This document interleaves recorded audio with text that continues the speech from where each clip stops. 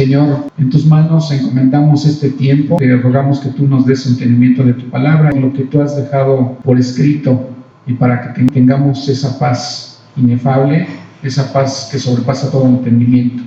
En el nombre de Cristo te lo rogamos y te agradecemos, Señor. Amén. De las alabanzas que entonamos a Dios, la palabra dice que debemos de cantar o alabarle a Dios con entendimiento, transmitírselo, aunque no escribimos la letra, pero la sentimos y se la decimos.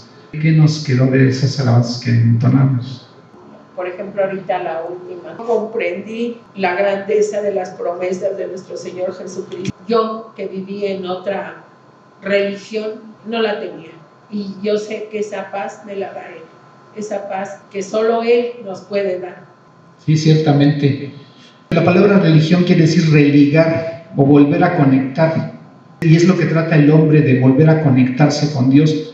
Pero él no tiene entendimiento. ¿Por qué? Porque está muerto espiritualmente, no sabe cómo ligarse con Dios. ¿Qué tan importante es compartir el Evangelio a alguien cuando no nos imaginamos el alcance que va a tener? Viene ahorita a mi mente el testimonio de un pastor que dice que cerca de 25 años su mamá estuvo orando por él para que recibiera el Evangelio. 25 años. ¿Y saben cuándo él recibió a Cristo en su corazón? Cuando estaban sepultando a su mamá. Pero todo ese tiempo, aunque su mamá no lo vio, sus oraciones estuvieron ahí. No era el tiempo.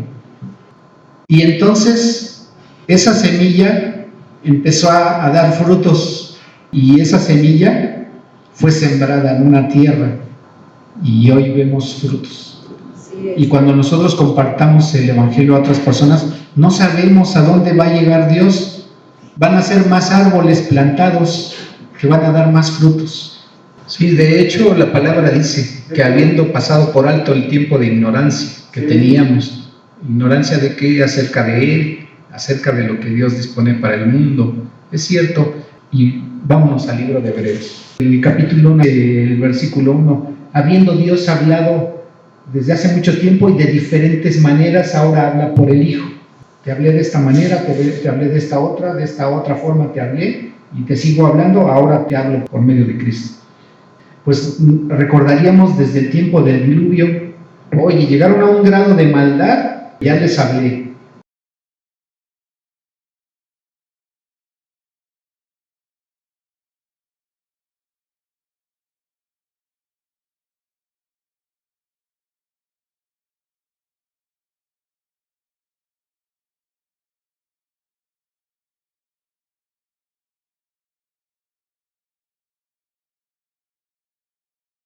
Se juntaron, quisieron hacer una torre de Babel, quisieron no esparcirse por la tierra.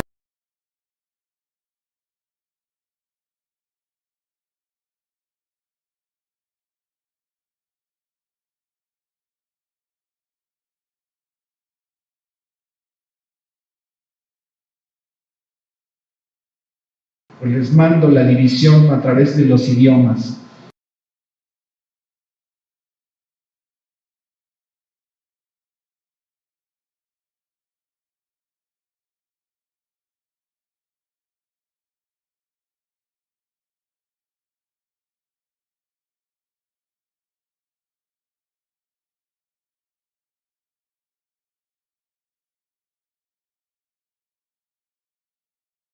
Y así cada una de las etapas que ha Dios permitido a lo largo de la historia, que son las dispensaciones, las diversas dispensaciones que ha tenido Dios para el mundo. El tiempo de la gracia es la última dispensación, bueno, la penúltima, la última es el milenio, que es la oportunidad que nos está dando a nosotros Dios de darlo a conocer. Primero Él se dio a conocer directamente, y después le encarga a su pueblo, al pueblo que Él había formado a través de Abraham, que Dios escogió para crear un pueblo.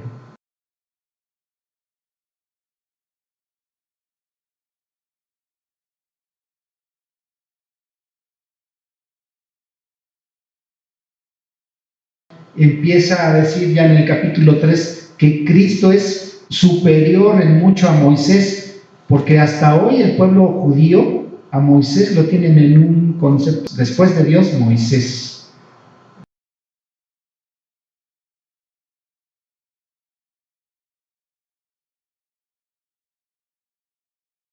Entonces, en el capítulo 4, en el libro de Hebreos, y Dios recalca que Cristo es ahora nuestro sumo sacerdote, ya no humano, sino alguien que llegó a entrar al lugar santísimo en el cielo. Y después, ya entre el capítulo 5 y el 6, empieza a hablar de la apostasía. La apostasía es una palabra que se refiere a alguien que tiene una fe y después se aleja y se va o toma un camino opuesto. Y actualmente se está originando esa deserción de muchos cristianos, entre comillas, y digo yo entre comillas porque cuando nosotros conocemos de la fe y quién es Dios y quién es Cristo y qué es lo que nos ha dado, que es lo que veíamos la semana pasada, todo lo que implica ser cristiano, yo no me cambiaría a ninguna otra creencia a la que tenemos. Me ofrecieran lo que me ofrecieran, yo no me cambiaría. Y entonces aquellos que han apostatado y que siguen teniendo relación con otras religiones y creyendo que unidos van a hacer algo que Dios no ha permitido, pues realmente no son cristianos o nunca lo fueron. Y predicadores conocidos a nivel mundial que han tenido relación con el Papa y están en favor del ecumenismo. Entonces está diciendo ahí Pablo que debemos de tener una madurez espiritual.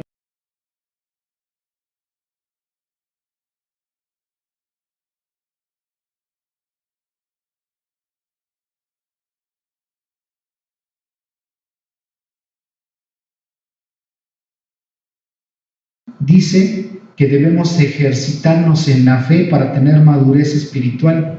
Entonces, cuando tenemos madurez espiritual, no nos puede alejar del amor de Cristo, no nos puede alejar de la palabra. Por tanto, por todo lo que ya les expliqué antes, dejando ya los rudimentos de la doctrina de Cristo. ¿Y cuál sería la primera doctrina? Pues acerca de la salvación, ¿sí? Vamos adelante a la perfección, no echando otra vez el fundamento del arrepentimiento de obras muertas, de la fe en Dios. Si ustedes como creyentes pecan, más adelante dice que Cristo ya no puede volver a ser crucificado, ya lo hizo. Tienen que arrepentirse de las faltas que hayan cometido, ¿sí? Cristo murió y resucitó y nada más fue crucificado una sola vez. Y luego nos vamos hasta el versículo 9, dice: pero en cuanto a vosotros, oh amados, estamos persuadidos de cosas mejores que pertenecen a la salvación, aunque hablamos así. ¿Y cuál es el contexto de este versículo? Fíjense, vamos al versículo 7. Dice: porque la tierra que bebe la lluvia, que muchas veces cae sobre ella y produce hierba provechosa a aquellos por los cuales es labrada, recibe bendición de Dios. La tierra en el campo recibe la lluvia y produce un fruto de algo que el campesino sembró, y entonces ahí hay bendición. Pero la que produce espinos y abrojos es reprobada, está próxima a ser maldecida, y su fin es el ser quemada. Entonces aquí está haciendo la comparación, porque nos dice en el versículo 9 que en cuanto a vosotros, oh amados, estamos persuadidos de cosas mejores que pertenecen a la salvación, aunque hablamos así. Porque Dios no es injusto para olvidar vuestra obra y el trabajo de amor que habéis mostrado hacia su nombre, habiendo servido a los santos y sirviéndoles aún. Pero deseamos que cada uno de vosotros muestre la misma solicitud hasta el fin, para plena certeza de la esperanza, a fin de que no os hagáis perezosos, sino imitadores de aquellos que por la fe y la paciencia heredan las promesas. Porque cuando Dios hizo la promesa a Abraham, no pudiendo jurar por otro mayor, juró por sí mismo. Fíjense, Dios en la palabra dice que nosotros ya no debemos de jurar ni prometer si no cumplimos, pero jurar no podemos. Nosotros oímos en la calle: no, sí, te lo juro por Dios. Jamás en la boca de un cristiano debe de producirse esa frase. ¿Por qué? Porque estamos trayendo a Dios a algo terrenal, algo de nuestros labios que no tiene la calidad de sagrado como para mencionar a Dios en eso que estamos diciendo. O sea, si yo le digo a alguien, oye, esto, no, pero júramelo o prométemelo. No, si me quieres creer, es mi palabra, yo te la estoy diciendo, no te voy a jurar. ¿Sí me explico? O sea, mi palabra debe ser suficiente para darle valor a eso que estoy queriendo acreditar o diciéndole. Pero yo no puedo decir, te lo juro por Dios. Jamás en nuestras bocas, como cristianos, debemos de mencionarlo, porque lo dice la palabra. Y cuando no acostumbrábamos no decir o mencionar a Dios en un juramento, decíamos, te lo juro por mi mamacita, porque la teníamos también, era para nosotros algo mayor. Entonces decíamos que era tan importante que poníamos de por medio a ella, ¿sí? Y cuando no, decimos, sí, te lo juro por mi hijo que más quiero, ¿no? O sea, siempre es algo que nosotros consideramos muy alto. Ok, pero fíjense cómo aquí dice el versículo 13, porque cuando Dios hizo la promesa a Abraham, no pudiendo jurar por otro mayor, juró por sí mismo. Pero aquí la promesa la está haciendo Dios. Dios no tenía por qué jurarle a Abraham. Abraham, yo te estoy diciendo esto. Yo te estoy diciendo que te voy a dar por heredad una tierra, la tierra prometida donde fluye leche y miel. Y te digo que tú vas a tener un hijo, del cual la descendencia va a ser mi pueblo. Una descendencia numerosa, ¿sí? El hijo de la promesa, Isaac, ¿sí? Y sin embargo, Dios le da un doble valor. O sea, no solamente me lo está diciendo Dios, sino que todavía le está diciendo, te lo juro, Abraham, por mí mismo. ¿Por qué? Porque ya no hay otro mayor que Dios. Ese versículo es muy importante. O sea, es uno de sus atributos. Él no puede pecar, no hay maldad en él, ni en sus pensamientos, ni en sus palabras, ni en sus acciones.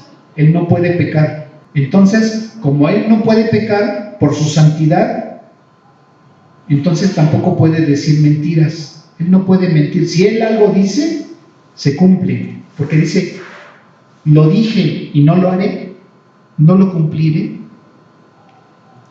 Fíjense cómo no solamente lo dice y a veces hasta jura él por él mismo, sino que lo deja por escrito, no lo dejó en la palabra. A veces leemos que dice que Cristo hizo algo, dice, conforme a las Escrituras. Ajá. Y cuando dice conforme a las Escrituras era para dar cumplimiento no solamente a su palabra, sino a algo que él ya había dejado por escrito. A veces oímos a un político por ahí, ¿no? No, sí, voy a hacer esta obra y lo pongo ante notario, para que quede por él. El notario no lo va a obligar a hacerlo, ¿sí? Y hay muchas cosas que ha dejado así y se quedaron ahí, ¿no?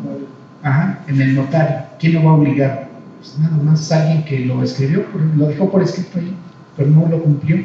Pero aquí Dios no. Dios lo dejó por escrito, lo dijo y lo va a cumplir porque Él no miente. Entonces, una característica de las promesas de Dios es que la va a cumplir porque Él lo dijo y además lo prometió. ¿Sí? O sea, ¿qué tan importantes son las promesas de Dios? Versículo 14. ¿Qué le prometió Dios a Abraham? Diciendo, de cierto te bendeciré con abundancia y te multiplicaré grandemente. O sea, iba a ser una nación muy grande de la descendencia de ellos. Y habiendo esperado con paciencia, ¿quién? Abraham alcanzó la promesa. Fíjense, él ya era anciano y su esposa era estéril. Y un día Dios se le aparece y le dice las bendiciones que va a tener y le dice a Abraham, oye, pero pues yo no tengo descendencia, no tengo hijos, yo ya soy viejo y mi mujer es estéril. solamente tengo un criado y ni siquiera es hebreo, a él le voy a heredar. Y entonces Dios le dice, te voy a dar un hijo. Y lo está escuchando Sara, su esposa, que es estéril, y se ríe, ¿no? Como diciendo, ¿cómo voy a tener un hijo? Ya estoy anciana y soy estéril.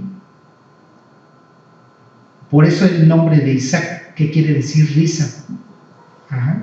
Porque su mamá se rió. O sea, se rió de algo que pensó que no iba a poderse cumplir. Pero como para Dios no hay nada imposible, pasó el tiempo.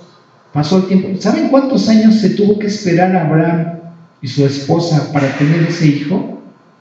25 años. 25 años estuvo ahí la promesa. Imagínense algo que dice Dios y ustedes dicen, híjole, ya se pasó este año, ya se pasó otro, y no tengo lo que Dios dice que está en su promesa. Entonces, es algo que no nos debe desanimar. ¿Por qué?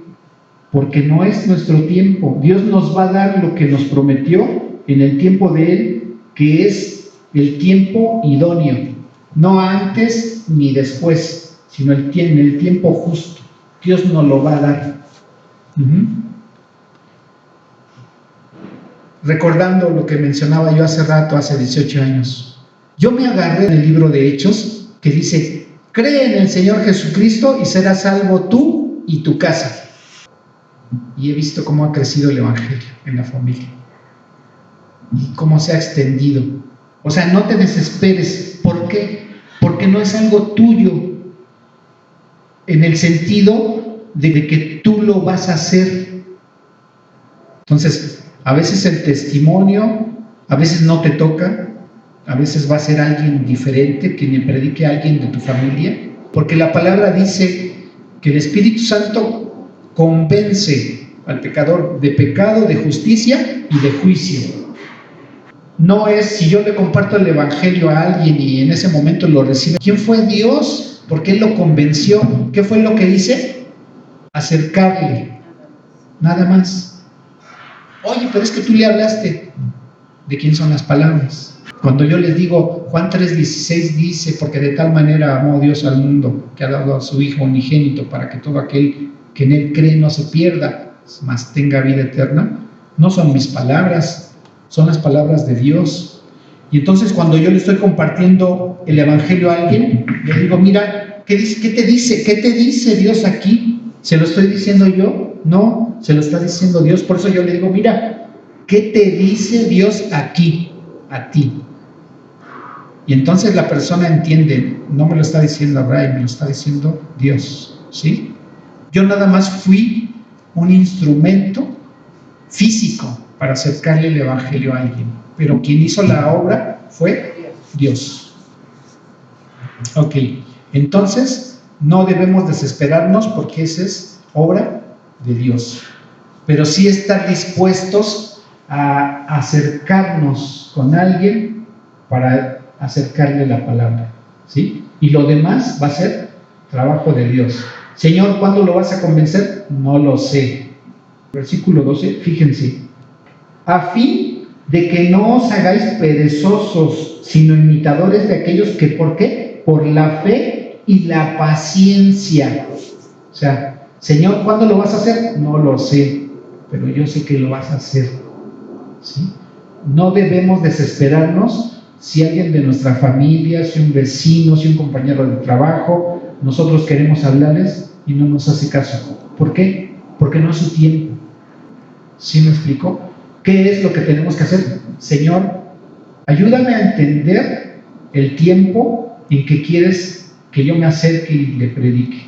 ¿Por qué? Porque entonces el Señor va a acomodar todas las cosas. En ese trabajo, les digo de hace 18 años, había 2 señoras ancianas que empezaron la empresa cuando eran unas jovencitas y eran secretaria y otra contadora. Y seguían ahí, ya llevaban como 40 años trabajando. Y en mi corazón me había puesto Dios el compartirles el Evangelio. Pero no veía yo el tiempo. El área de contabilidad estaba llena de gente. ¿A qué hora me acercaba yo a hablarles?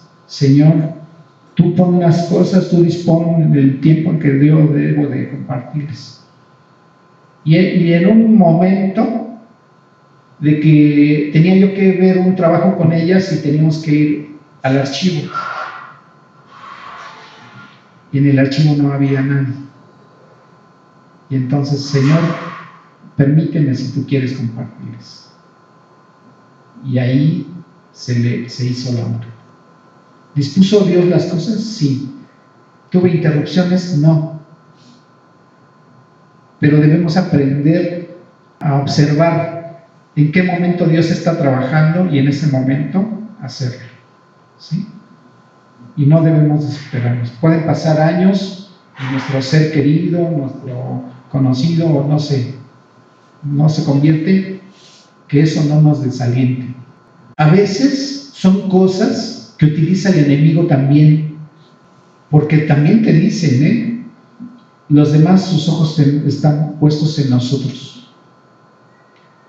Es que, pues, tú como cristiano, ¿a poco no dice la palabra que si te golpea en una mejilla, pon la otra, ¿no? Pues lo debes hacer, ¿no? ¿No dice Dios que debes amar a tus enemigos? Sí, pero no es en ese sentido. No es en ese sentido. Es decir, no nos llevamos bien, eres mi enemigo, pero no por eso te voy a amar, en el sentido de que porque eres así. No, el amor que Dios quiere que te tenga es que yo te acerque el Evangelio, para que lo conozcas a Él, porque cuando lo conozcas a Él, entonces vamos a tener un amor de hermanos. Dios no está de oferta, o sea, que nos quede claro también eso.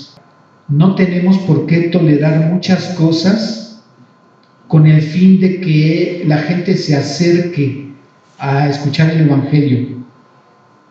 ¿Es bíblico lo que estoy diciendo? Sí.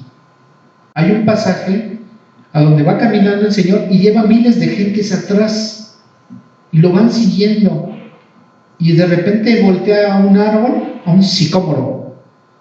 ¿Quién estaba ahí? Un chaparrito. Zaqueo. Y está viendo al Señor. O sea, ¿qué es lo que observó Dios ahí? ¿Qué es lo que observó el Señor Jesucristo ahí? A alguien que era chaparrito de estatura y tuvo tanto interés en tener un acercamiento con Cristo, que se trepó a un árbol con tal de poderlo ver. Y el Señor voltea y le dice: Zaqueo, baja de ahí, porque hoy voy a tu casa. A ver, oye, Señor, ¿no traes a miles de gentes? ¿No era más importante que hablaras a miles de gentes que te iban siguiendo? No, porque había visto un interés de alguien que estaba arriba en ese árbol. ¿Sí me explico? Cuando alguien no tiene interés, no tienes por qué darle la oferta como si Dios te estuviera rogando: ándale, por favor, hazme caso. Porque esa persona puede llegar el momento en que patee las perlas de la vida. Por eso dice la palabra que no eches lo santo a los cerdos. ¿Sí me explico? O sea, ¿qué podemos hacer con personas así? Orar por ellos. Y que Dios nos dé entendimiento cuando veamos sus corazones dispuestos, porque entonces nos van a escuchar y entonces van a atender. Pero si tú les estás compartiendo y te están atacando y están diciendo cosas en contra, y no, pues es que tú crees eso y yo eso, o sea, cero, ya no hables ahí, no te van a escuchar. El nombre de Cristo puede ser blasfemado, porque entonces se van a voltear y te van a decir tú esto y tú aquello. No van a entender lo que les quieres decir. Sus corazones no están preparados. Y ustedes van a entender cuándo es el momento idóneo en que tenemos que hablarles, ¿sí? El Señor les decía las verdades a la gente. Ustedes vienen porque yo les doy de comer. Y cuando les empieza a hablar de más verdades, la gente se empieza a ir hasta el grado de que lo dejan casi solo. Y a sus discípulos les dice: ¿ustedes también se quieren ir? Pero no faltaba Pedro, ¿no? Señor, ¿a dónde iremos si tú tienes palabras de vida eterna? O sea, nosotros estamos aquí porque te conocemos tu testimonio y conocemos lo que nos hablas. ¿Sí? Entonces, versículo 14, que es donde está la promesa que el Señor le hizo a Abraham, diciendo: de cierto te bendeciré con abundancia y te multiplicaré grandemente. Y habiendo esperado que con paciencia alcanzó la promesa. Y versículo 16, porque los hombres ciertamente juran por uno mayor que ellos, y para ellos el fin de toda controversia es el juramento para confirmación. ¿Sí? O sea, si te lo estoy diciendo por alguien que yo considero de mucha estima o mayor, es porque es cierto lo que yo te estoy diciendo. ¿Sí? Pero Dios, pues Dios es Dios y Él te lo está diciendo y todavía juró por Él mismo. O sea, como diciendo, mira, pongo de por medio todos mis atributos de que lo que yo te estoy diciendo lo voy a cumplir. Es lo que nos dice Dios aquí. Versículo 17. Por lo cual, queriendo Dios mostrar más abundantemente a los herederos de la promesa, fíjense, ¿quiénes son los herederos de la promesa? Abraham, Dios le había dicho que en él iban a ser benditas todas las familias de la tierra, y en él y en la nación que iba a formar de él iban a ser bendecidas todas las naciones de la tierra. El hijo de la promesa fue Isaac, pero ¿a quién se está refiriendo cuando aquí la palabra dice: por lo cual, queriendo Dios mostrar más abundantemente a los herederos de la promesa? A nosotros mismos. Exactamente, a nosotros. O sea, esa promesa que Dios le hizo a Abraham nos alcanza hasta nosotros. ¿Saben quién es Abraham para nosotros? Padre de la fe. Es nuestro padre de la fe. Y hay un canto que así dice: nuestro padre Abraham tiene muchos hijos. Nuestro padre Abraham. Dios nos va dando entendimiento de que nosotros, junto con el pueblo de Israel, somos su pueblo. Entonces, nosotros no podemos hablar mal de los judíos. ¿Por qué? Porque ellos son el tronco. Nosotros somos como una rama que injertó Dios ahí en ese tronco. Nosotros como creyentes somos pueblo de Dios junto con Israel. Entonces, lo que le pasa al pueblo de Israel, nosotros debemos de tener una cierta afinidad para con ellos y orar por ellos. Por eso Dios ha bendecido a Estados Unidos, porque Estados Unidos, el día que Estados Unidos se ponga en contra de Israel, hasta ahí la bendición de parte de Dios para ellos. Ok. Entonces, por lo cual, queriendo Dios mostrar más abundantemente a los herederos de la promesa la inmutabilidad de su consejo, interpuso juramento. ¿Qué les dice? Que esa promesa, que dice a los herederos de la promesa, la inmutabilidad. ¿Qué viene a la mente de ustedes cuando escuchamos esa palabra, inmutabilidad? Que no cambia. Que no se mueve. Ajá. De su consejo interpuso juramento. O sea, es otra característica de las promesas de parte de Dios. No son movibles. Lo que Él prometió lo va a hacer. ¿Sí? Versículo 18. Para que por dos cosas inmutables, en las cuales es imposible que Dios mienta. No hay posibilidad de que Dios mienta.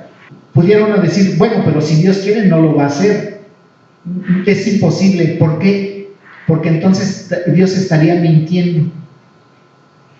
Y Dios no puede pecar. ¿Sí me explicó? Como no puede pecar, es imposible que Él lo haga, es imposible que Él mienta. O sea, es algo que es de Él, es algo de su naturaleza. No puede dejar de ser santo Dios. Entonces, si lo dijo y lo dejó por escrito, Él lo va a cumplir. Nada más porque Él lo dijo. Pero aparte, lo prometió, por Él mismo lo juró. Fíjense, versículo 18. Para que por dos cosas inmutables, dos cosas que no se mueven, en las cuales es imposible que Dios mienta, tengamos que un fortísimo consuelo, los que hemos acudido para asirnos. Asirnos es abrazarnos a esa promesa de la esperanza puesta delante de nosotros, la cual tenemos como segura y firme que ancla del alma. No sé si alguien haya tenido oportunidad. Estuve trabajando un tiempo en Acapulco y me tocó ver los transatlánticos. Haz de cuenta que son edificios que viajan en el mar, tienen a 3, 4 pisos, albercas, salones de fiestas, no sé, llevan más de 1000 pasajeros. Y tú lo ves y es un edificio acostado en el mar. Y sin embargo, cuando se estaciona ahí en el puerto, ¿qué es lo que echan del barco? Las anclas. Y sin embargo, el barco ya no se va a mover. ¿Qué es lo que lo detiene? El ancla. Fíjense qué es lo que está diciendo aquí el versículo 19. La cual tenemos como segura y firme ancla del alma y que penetra hasta dentro del velo. Cuando el Señor Jesucristo fue crucificado, dice la palabra de Dios que el velo del templo fue rasgado de arriba hacia abajo.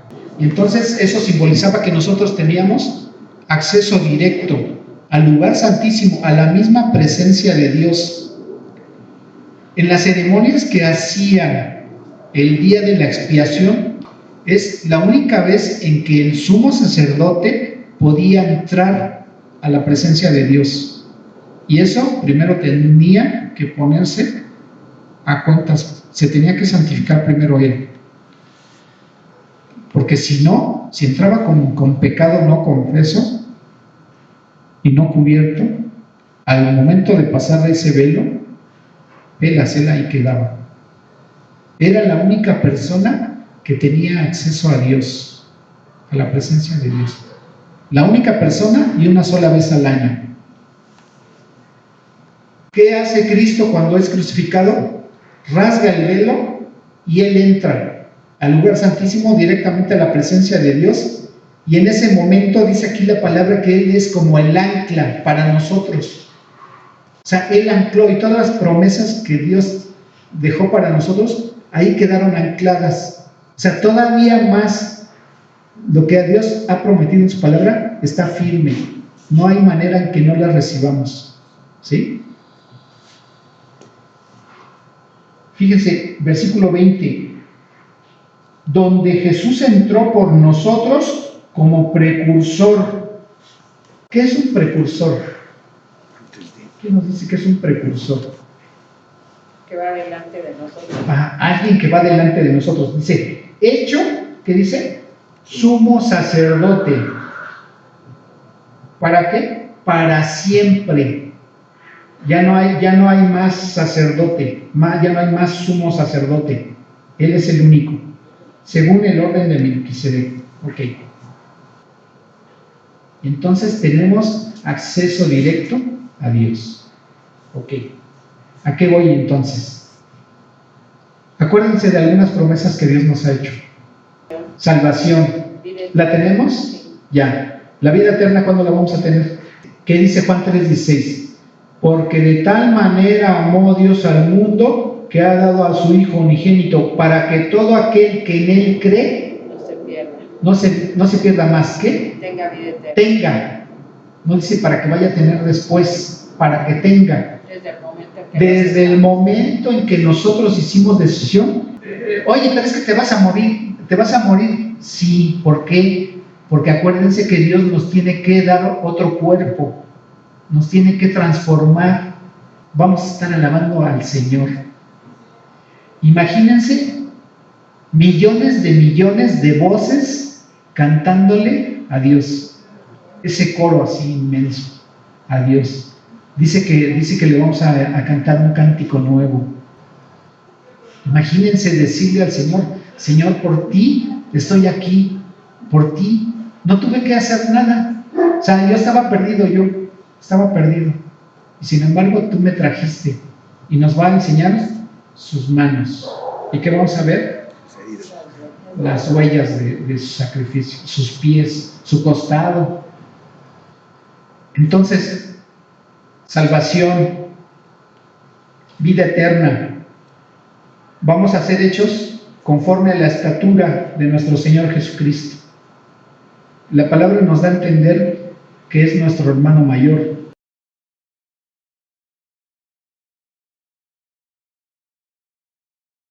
Vamos a ser coherederos con Él, ¿sí?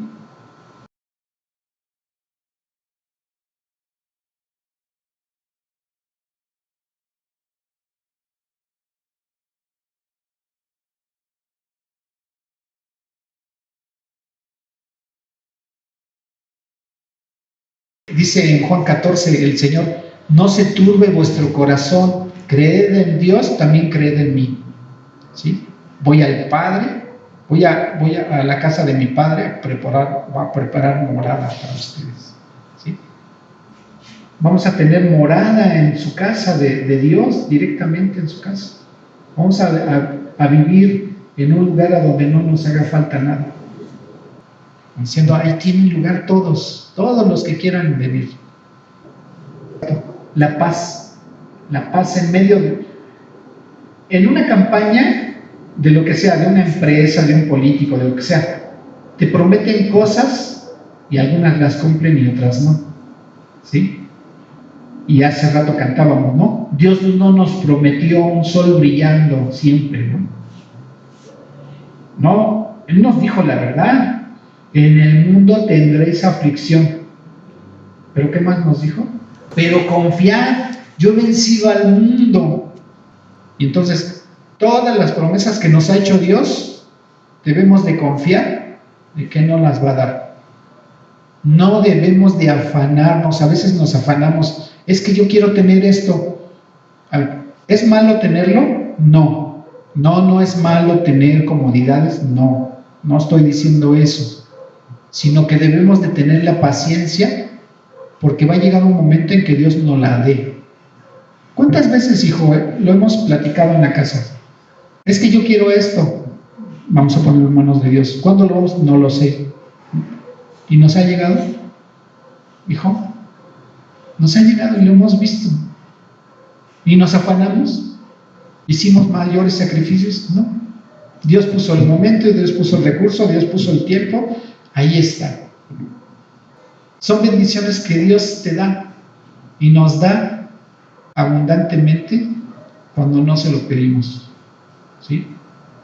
¿Qué es lo que tenemos? ¿Cuál debe ser nuestro enfoque? Servir a Dios, y Él se va a encargar de lo demás, ¿sí? Oremos. Padre eterno, cuán maravillosa es tu palabra, Señor, y no tenías por qué darnos explicaciones. Sin embargo, Señor, tú has confirmado en tu palabra que tú lo que prometes lo cumples, Señor, porque no eres como nosotros, que, Señor, conforme a las circunstancias muchas veces cambiamos, sino que tú, Señor, aún de ti mismo has jurado por ti mismo muchas promesas, Señor, y como ancla tenemos la seguridad de que todo lo que nos has prometido es cierto y lo vamos a disfrutar. Y podremos arrodillarnos ante tus pies y besarlos y decir: Señor, tu sacrificio no fue en vano, porque me has traído aquí contigo. Gracias, Padre, por esa tu palabra tan maravillosa y tus promesas que nos has dado, Señor. Te agradecemos, reconocemos tus méritos, Señor, nuestro Salvador Jesucristo. En ese nombre te agradecemos, Señor. Amén.